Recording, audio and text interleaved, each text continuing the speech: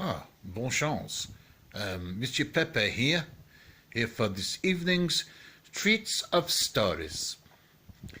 Yes, so as you know, I'm French, and once upon a time there was an emperor, and he was French, and all the emperor did, he wore clothes all the time, and the poor people, they were so poor, and the emperor, he bought new clothes and new clothes and new clothes, and he had closets of clothes everywhere. Yes, this emperor was very, very greedy man, and he was, and the people were so poor, and they all they ate was carrots and mushrooms out of the woods. So anyhow, there's two vagabonds came along one day, and they knew how much the emperor liked his clothes. So they went to the court and they says, "Oh, emperor, we can make you some clothes, the finest clothes in all the land. We've made clothes for all the kings of Europe," and they were very, very pleased. And the emperor was so, "Oh, this sounds good.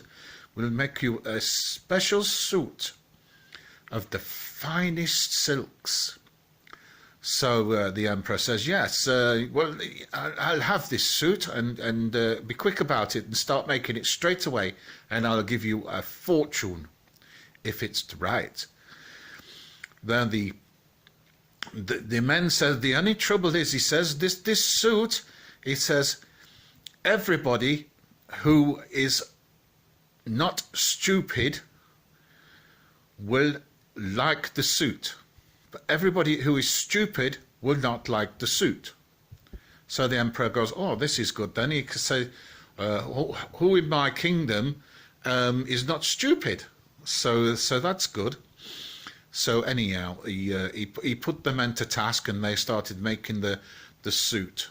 Well, the emperor's advisors came along. They looked and they thought, "Oh, they've not got anything there. They're cutting material. We cannot see the material. It's invisible." Thought, well, this must be an invisible suit made of the finest silks. So we don't want to appear to be stupid. So we say, "Oh, that's very, very good. That's very good. Yes, the emperor will love this suit." So anyhow, came the day the suit was finished, and they presented the suit to the emperor. The emperor says, "Oh,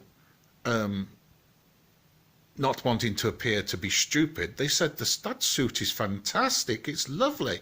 Oh, I must put it on straight away and show all my people."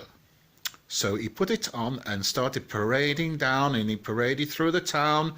And of course, yes, he had no clothes on. He was completely naked and had no clothes on.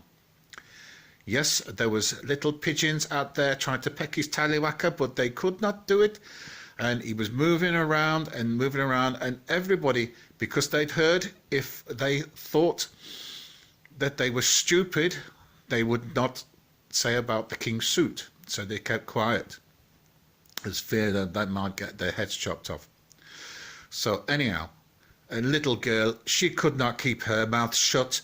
She says, Emperor," she says, you're showing your tallywhacker, and it's very, very, and it's disturbing me, Emperor." And he says, "No, no, dear." He says, "I have got the magnificent suit." She says, "No, you're completely naked."